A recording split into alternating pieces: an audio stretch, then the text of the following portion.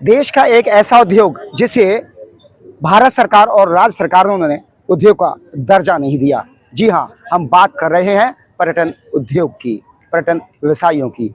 इस समय वह संकट से जूझ रहा है। पहले कोविड, उसके बाद मिडिल ईस्ट कॉन्फ्लिक्ट और अब पर्यटन नगरी ताज महल, जिस ताज के दीदार के लिए 7 समुंदर पार लोग खिंचे चले जाते हैं, वही पर्यटन नगरी इस समय पर्यटकों से जूझती हुई दिखाई दे रही है। एक तरफ जहां प्रचंड गर्मी के चलते पर्यटक झुलसते हुए दिखाई दे रहे हैं, तो वहीं मिडिल ईस्ट की तपिश के चलते विदेशी पर्यटक दुनिया भर में जाने से रुके हुए हैं। वह मिडिल ईस्ट कॉन्फ्लिक्ट के चलते कहीं भी किसी भी राष्ट्र के अंदर भ्रमण के लिए नहीं जा पा रहे। इसका एक बड़ा कारण जो हवाई यातायात है, उसमें अप्रत्याशित रूप से वृद्धि देखने को मिल रही है, ऐसा पर्यटन विशेषज्ञों का कहना है। इस समय मैं ताजमहल के पूर्वी गेट की तरफ हूँ। आप देख रहे हैं पीछे सन्नाटा पसरा पड़ा है और इस समय यहाँ पर पर्यटक भीड़ भाड़ भयंकर हुआ करती थी, लेकिन आज वर्तमान में गर्मी की तपिश और पर्यटकों में कमी के चलते आज ताजमहल में भी पर्यटक कम होते हुए दिखाई दे रहे हैं। यही कारण है कि पर्यटन उद्यमी भारत सरकार और राज्य सरकारों से मांग कर रहे हैं कि उन्हें उद्योग के दर्जे के साथ साथ एक ऐसी राहत दी जाए जिससे वह इस संकट से बाहर निकल सके। जानिए हमारे साथ पर्यटन उद्यमियों और विशेषज्ञों ने क्या कहा। जय हिंद दोस्तों, मैं एक बार फिर आपके सामने हूं और आज का जो विशेष मुद्दा है वो मिडिल ईस्ट के साथ साथ देश में जिस तरीके से पर्यटन का ग्राफ घटता हुआ दिखाई दे रहा है, यह पर्यटन उद्योग के लिए बेहद ही चिंता का विषय है। हम इस समय एक ऐसे व्यक्ति के साथ हैं जो इस मामले के विशेषज्ञ हैं। जी हाँ, हम सीधे बात करेंगे रमेश वाधवा जी से, जो इस क्षेत्र के विशेषज्ञ हैं। सर, किस तरीके से पहले मिडिल ईस्ट का वार होता है, अब 9 सीजन शुरू हो गया है, किस तरीके से भारतीय पर्यटन उद्योग सर्वाइव कर पाएगा? देखिए, जिस दिन से ईरान और अमेरिका के बीच में इजराइल के साथ में युद्ध प्रारंभ हुआ है, इन द बिगिनिंग एक हफ्ते में तो कोई ऐसा हार्ड एंड फास्ट कुछ असर नहीं पड़ा, पर दिन ब दिन जैसे ही ये युद्ध प्रोग्रेस करता गया, बढ़ता चला गया और टूरिस्ट दिन प्रतिदिन कम होता गया। आज स्थिति ये है कि आगरा के किसी होटल्स के अंदर अगर मैं फॉरेन टूरिस्ट की बात करूं तो 5% और टू 7% की भी ऑक्यूपेंसी नहीं है फॉरेन टूरिस्ट की। और उसका कारण यह है, एक तो युद्ध, दूसरा जो इंटरनेशनल फ्लाइट्स टिकट्स जो थी उसका भी 25 to 30% तक और 35% तक इसका जो है प्राइस इंक्रीज़ कर दिए गए, और उसका भी एक बहुत बड़ा कारण है। अब भारतीय पर्यटक जो है वो, ये गर्मी का सीज़न शुरू हो गया है, अधिक गर्मी पड़ने की वजह से वैसे भी ये पर्यटक जो है, भारतीय पर्यटक, वो आगरा की तरफ उसका रुख नहीं होता है। वो ज़्यादातर टूरिस्ट जो है वो हिल्स पर जाने के लिए लग जाता है। आज आप उठा के देख लीजिए, हरिद्वार, ऋषिकेश, नैनीताल, देहरादून, जितने हिल स्टेशन हैं, शिमला, सब होटल भरे पड़े हैं और उनमें बुकिंग्स जो है एडवांस बुकिंग्स चल रही है। और ये इतना बड़ा जो सेटबैक पर्यटन उद्योग को मिला है, मैं समझता हूँ कि ये कोरोना से भी ज़्यादा घातक है, और इस पर जो पर्यटन के जो जुड़े लोग हैं उनको काफ़ी नुकसान उठाना पड़ेगा। यहाँ तक कि लोगों ने अपने यहाँ जैसे 10 एम्प्लॉयज़ थे, उसमें से 6 को निकाल दिया हुआ है, क्योंकि वो एक्सपेंसेस ही मीट आउट नहीं कर रहे। सेकेंडली, अगर डोमेस्टिक टूरिज़्म की भी बात करें तो हमारे यहाँ भी इतनी महंगाई हो गई है। गैस का सिलेंडर ले लीजिए, 3,000-3,200 से ऊपर से गैस का सिलेंडर है, वो भी अवेलेबल नहीं है। उसमें भी आप 500-700 हज़ार रुपया ब्लैक दीजिए तब आपको सिलेंडर अवेलेबल होगा।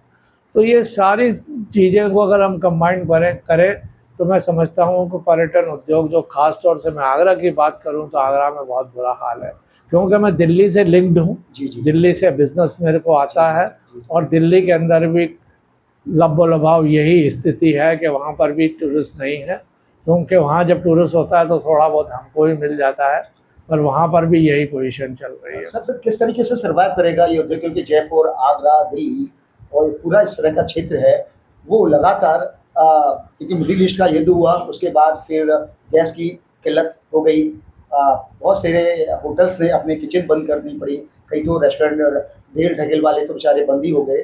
फिर किस तरीके से आप लोग सर्वाइव करेंगे, आगे बढ़ पाएंगे?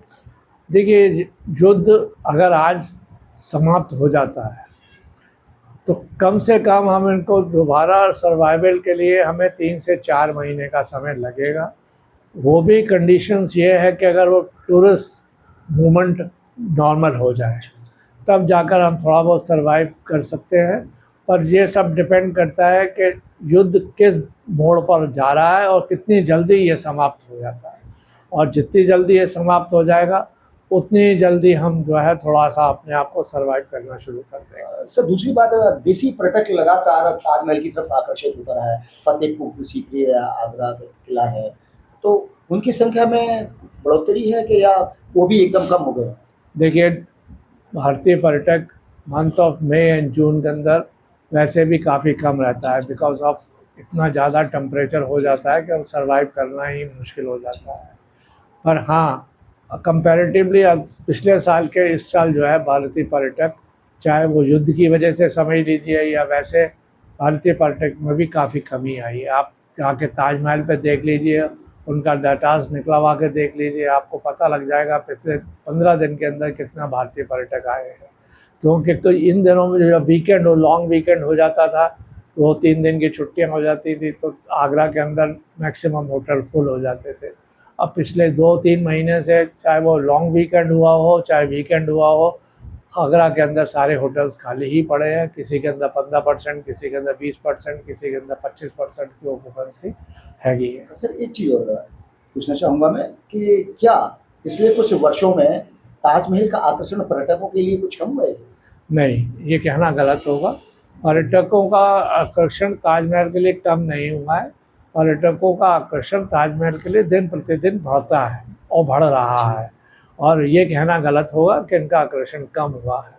पर टूरिस्ट कम हुआ है, ये बात सही है, और उसके रीजंस कई हैं, जैसे मैंने आपको बता चुका हूँ कि हीट की वजह से भी है, वो हिल्स पे मूवमेंट करने लग जाता है, युद्ध का भी इफेक्ट है, और कुछ इकोनॉमिकल जो है फाइनेंशियली वो भी थोड़ी प्रॉब्लम्स हो जाती है इन वजह से। परिस्थितियों में सेंट्रल गवर्नमेंट या स्टेट गवर्नमेंट का कोई सपोर्ट वगैरह आप लोगों के लिए सिंबल के रूप में?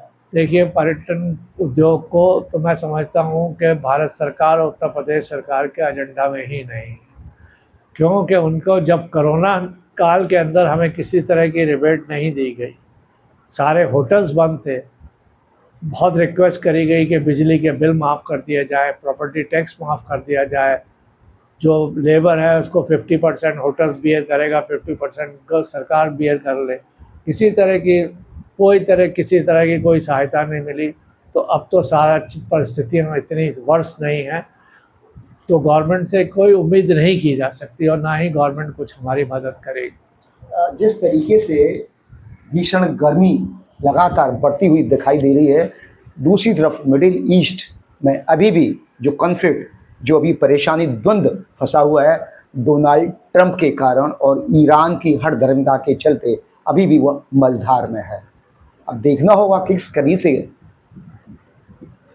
मिडिल ईस्ट का कॉन्फ्लिक्ट, जल्द ही इसका कोई समाधान नहीं निकला तो भारत ही नहीं, पूरी दुनिया के लिए एक बड़ा गंभीर संकट खड़ा हो सकता है। लेकिन दूसरी तरफ भारत के अंदर ताजमहल एक ऐसी कलाकृति, एक ऐसी आकृति, एक ऐसा मॉन्यूमेंट जिसके लिए दुनिया खींची चली जाती है, आज भी वह आकर्षण का मुख्य केंद्र बना हुआ है। लेकिन दुखदा यही है कि कोविड काल से लेकर अभी तक भारत सरकार हो या फिर राज्य सरकारें, पर्यटन उद्यमियों को किसी भी तरीके की कोई रिबेट, कोई सहयोग अभी तक नहीं मिला है। इस समय मई शुरू हो चुकी है, और जो पर्यटन है इसमें ऑफ सीजन कहा जाता है, पर्यटकों की आवक यानी जो यहाँ पर पर्यटक आते हैं ताज का दीदार करने के लिए आगरा किला फतेहपुर सीकरी, वो बेहद कम होते हुए दिखाई दे रहे हैं और विदेशी पर्यटक तो नगण्य हैं। 3 या 5% की अपेक्षा ये जो बताया है वाधवा जी ने 3 से 5% के बीच में देखी जा रही है। वहीं देसी पर्यटकों की बात करें तो वह पहाड़ों जैसे हिमाचल प्रदेश है, जम्मू कश्मीर है, उत्तराखंड है, वादियों में जाते हुए दिखाई दे रहे हैं।